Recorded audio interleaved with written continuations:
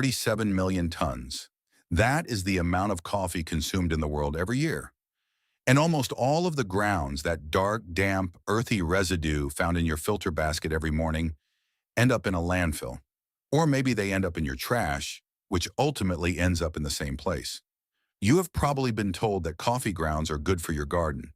You might have even tried sprinkling some around your tomatoes or your roses, waiting for something miraculous, only to have nothing special happen. So you gave up. And that is precisely where the story gets interesting, because the people who told you to simply scatter the grounds on your soil were wrong.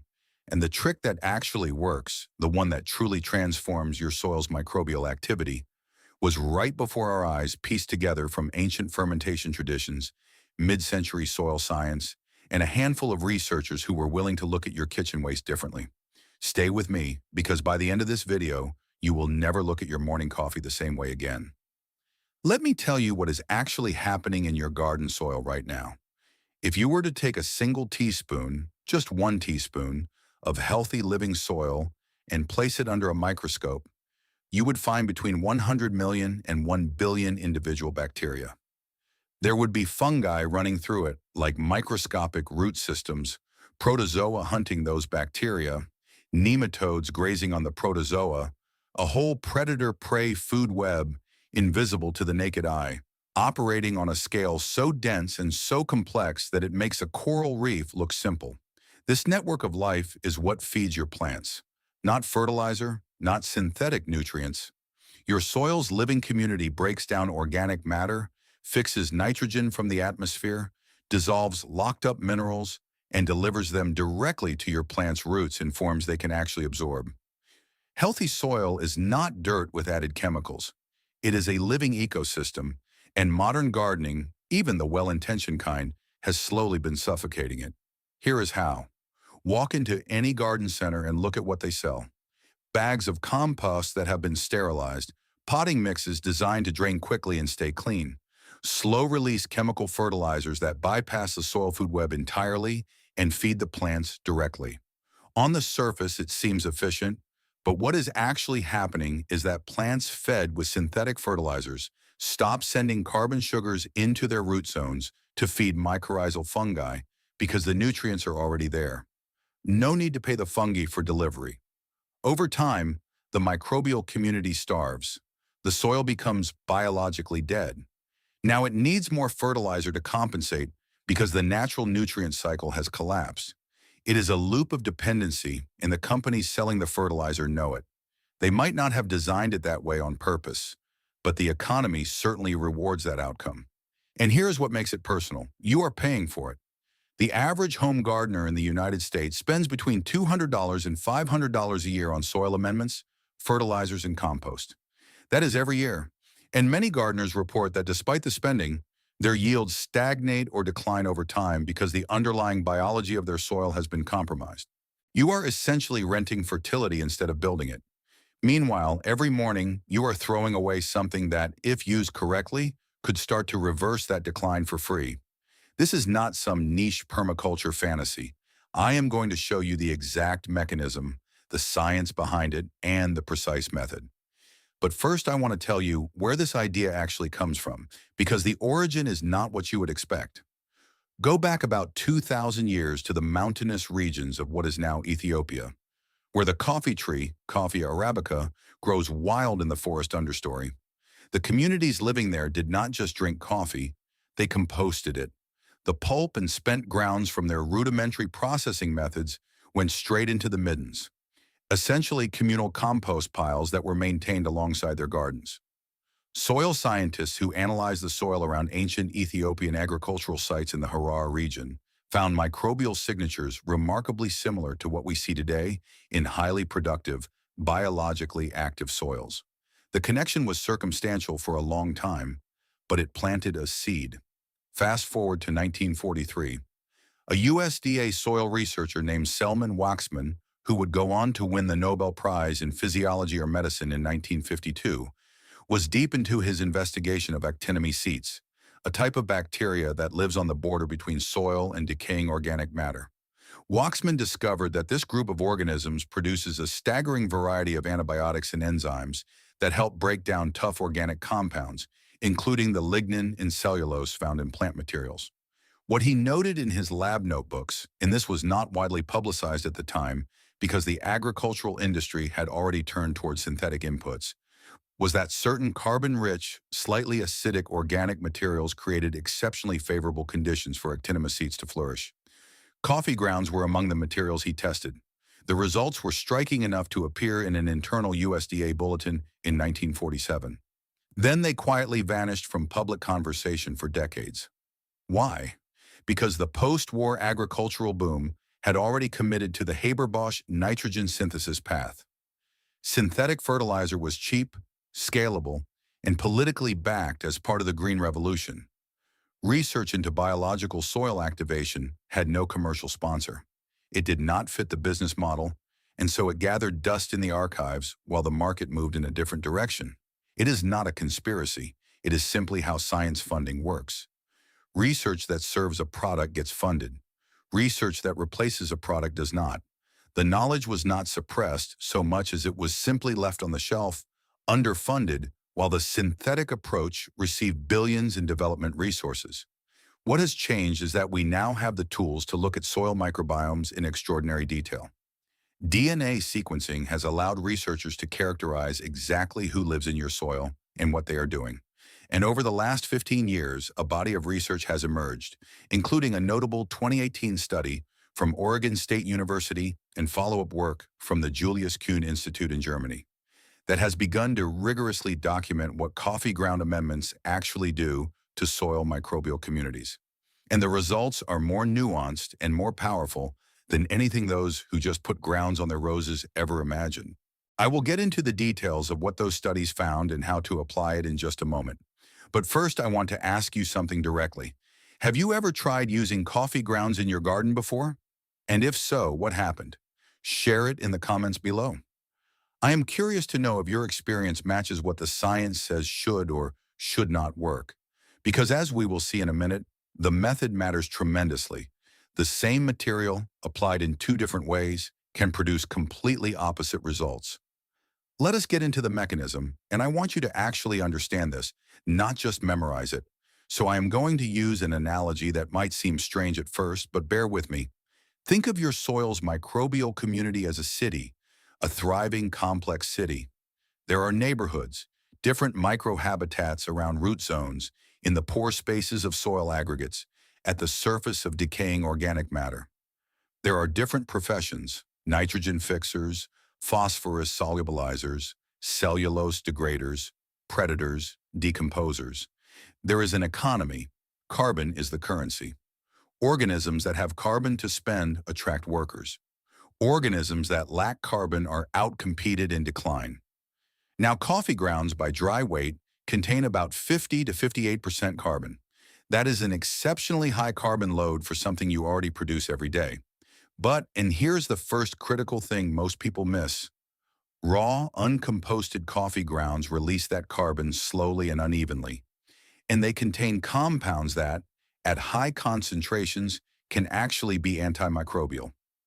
Caffeine, chlorogenic acid, and certain phenolic compounds. When you scatter raw grounds directly on the surface of your soil, you are doing two contradictory things simultaneously. You are offering a carbon feast, but you are also erecting a chemical barrier that many soil organisms cannot tolerate. The result is a patchy, unreliable response. Some organisms thrive, others retreat. The net effect is modest at best, neutral or slightly negative at worst, which is exactly what most gardeners have experienced. The mechanism that actually works involves two phases. Phase 1 is pre-composting, allowing fungal colonization of the grounds before they even touch your garden soil. And phase 2 is layered integration, incorporating the colonized grounds in a specific way that maximizes their contact with the existing soil food web. Let me walk you through both.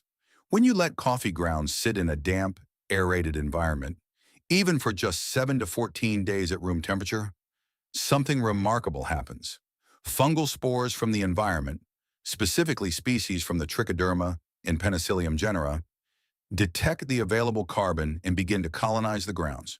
You can actually see this happening. First, a white or pale gray mycelium, and then sometimes blue-green patches if the penicillium takes hold. Most gardeners panic at this stage and throw the grounds out, thinking they have gone moldy. This is the opposite of what you should do.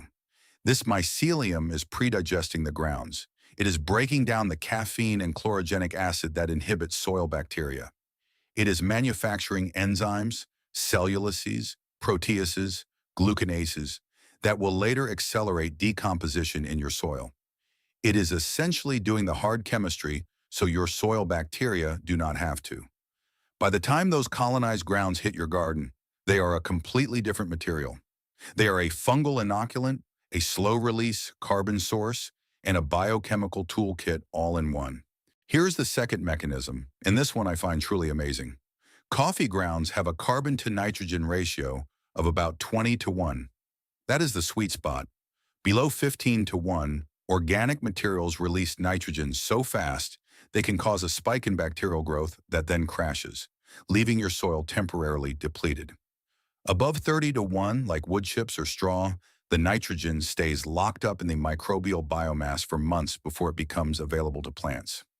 20 to 1 sits right in the window, where microbial communities build steadily and sustainably.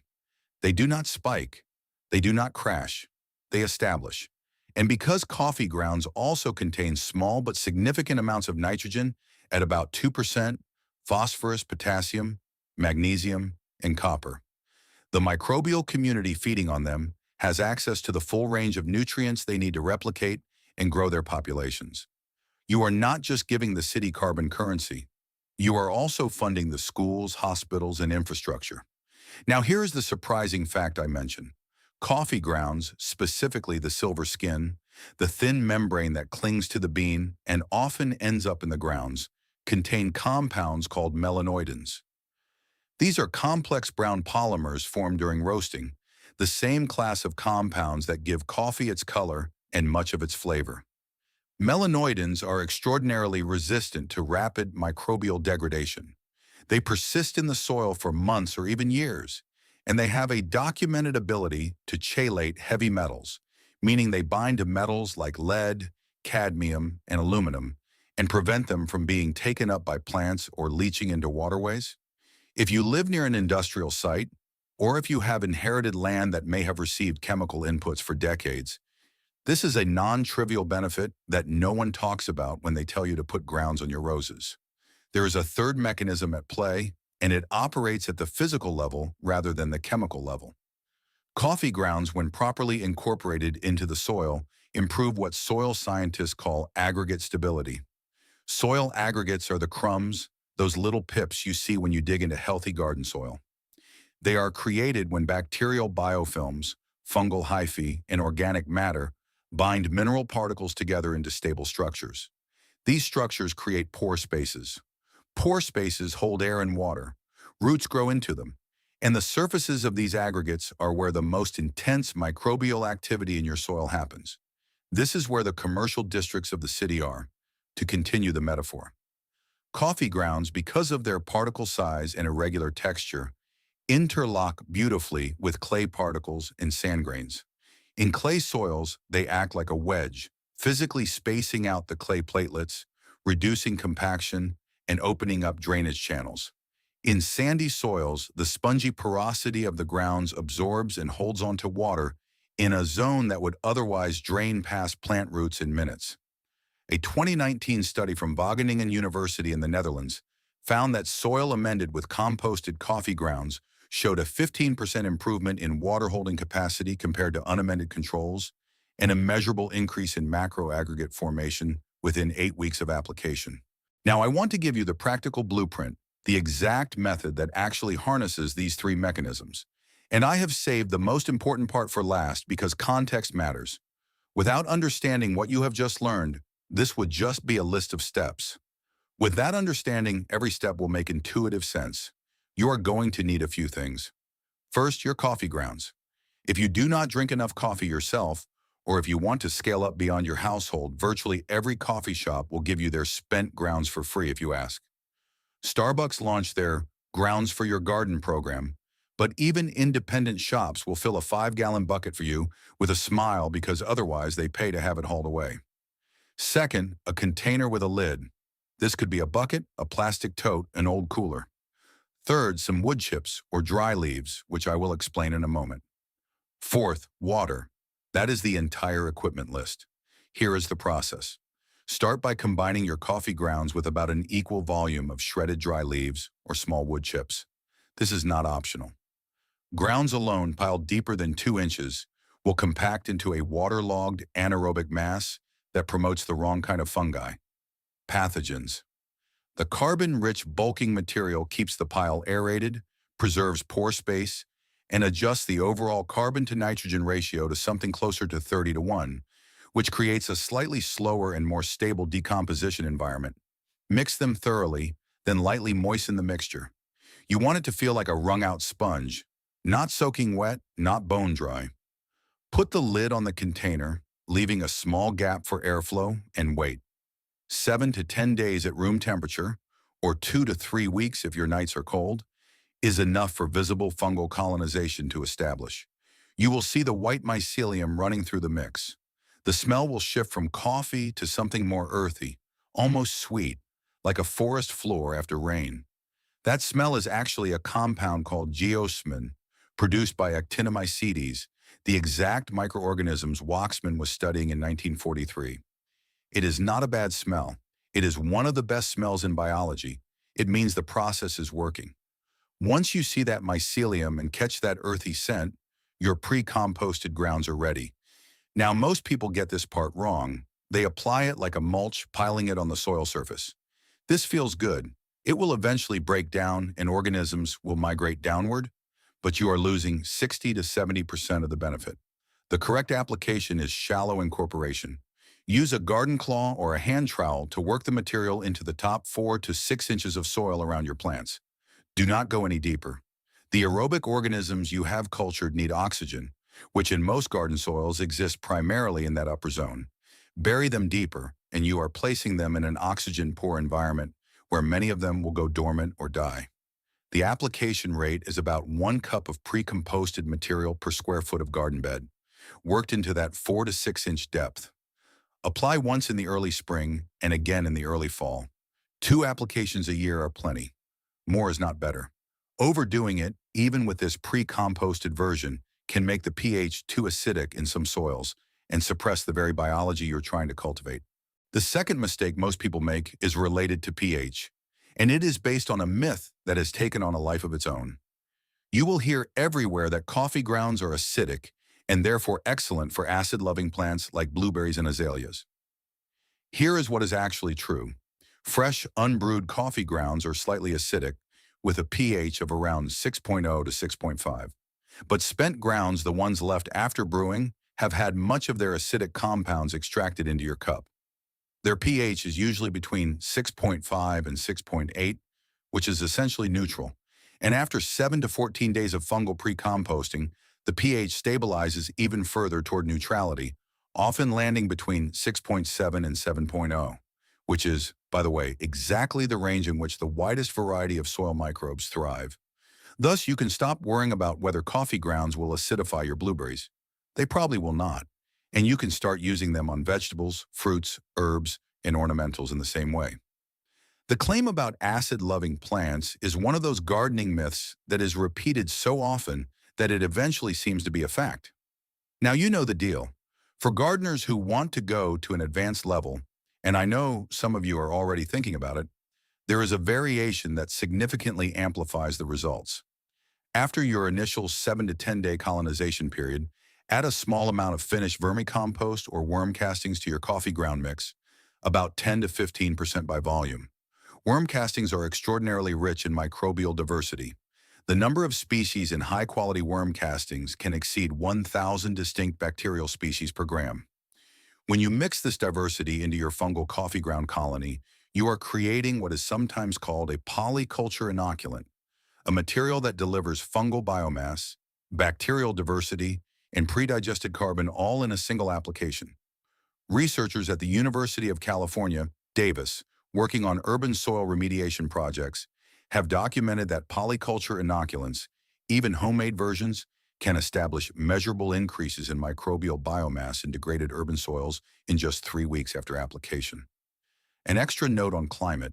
If you are in a hot, arid climate, think Southern California, Arizona, the Mediterranean region, or much of Southeast Asia, your pre-composting period will be shorter, but you will need to monitor moisture more carefully. In these climates, the grounds can dry out before fungal colonization fully establishes. Lightly mist the container every 2 to 3 days if you live in a place where the temperature is consistently above 30 degrees 86 degrees. In very cold climates like Scandinavia, Canada, or mountainous regions, you may want to pre-compost indoors where temperatures are more stable. Then store the finished material in a sealed container in a cool, dark place until the soil thaws in the spring. The fungal community will go into semi-dormance at low temperatures, which is perfect. They will reactivate when the soil temperatures warm up. Now let us talk about what you are going to see after applying this. Week 1. Honestly, nothing dramatic. And this is the moment when impatience becomes the enemy of success.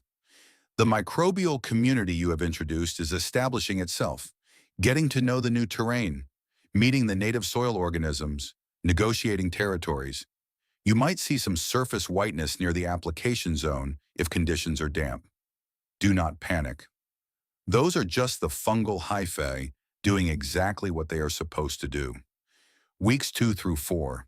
This is where the transformation becomes visible through indirect signs. Your soil surface will change texture. It will feel softer under your fingers. When you squeeze a handful and release it, it will hold its shape slightly, a sign of improved aggregation. Earthworms will start to concentrate near the application zones. Earthworms are not just a result of healthy soil, they are its accelerators too. Their gut passes soil through an environment that dramatically increases the number and diversity of bacteria. Their castings are 14 times richer in available nutrients than the surrounding soil. When earthworms move toward your amended zones, it is one of the most reliable indicators that your soil food web is waking up. By the second month, if you applied in the spring, you will likely notice a visible difference in plant performance. Not just the usual growth, but a kind of resilience. Plants grown in biologically active soil are not just larger, they are sturdier. Their cell walls are thicker because they have had access to the full spectrum of micronutrients that the microbial community unlocks. They are more resistant to fungal pathogens, in part because the beneficial fungi you introduced are competing directly with pathogenic species for space and resources.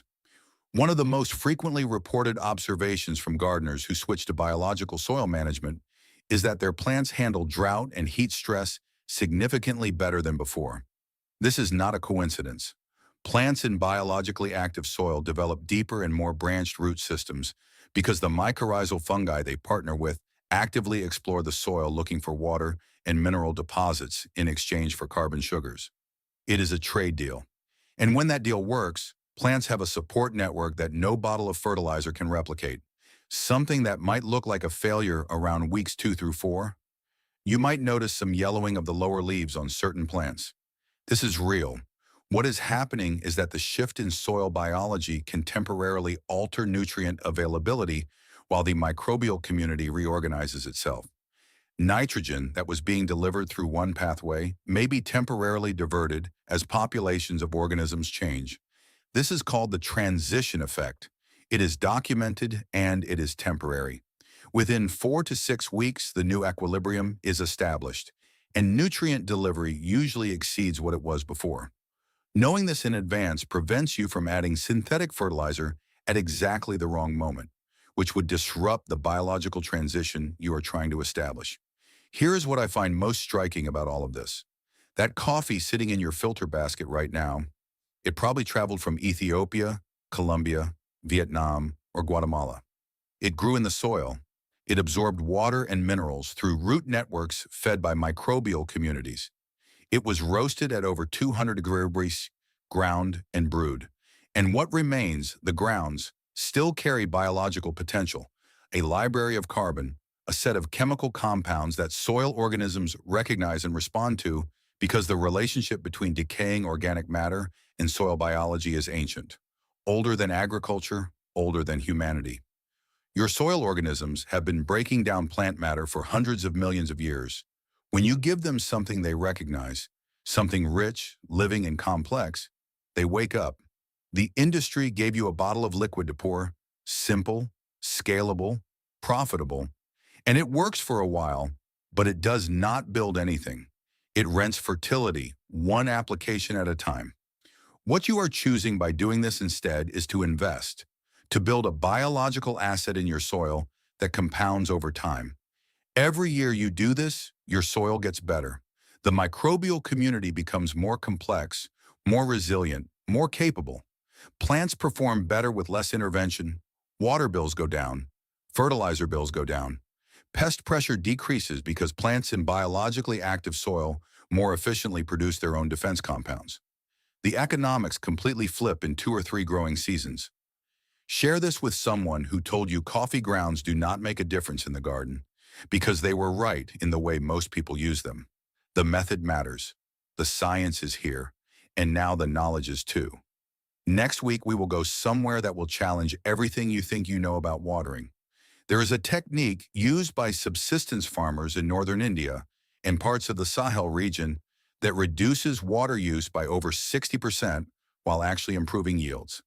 It has been documented, it has been replicated, and almost no one in the Western gardening world knows that it exists. You do not want to miss that. If this story has changed the way you look at your kitchen waste and the hidden life beneath your feet, subscribe and like this video. We are unearthing the history and science they tried to bury to sell you temporary fixes. Let's grow the future together, one coffee bean at a time. The next treasure trove of knowledge will be revealed soon.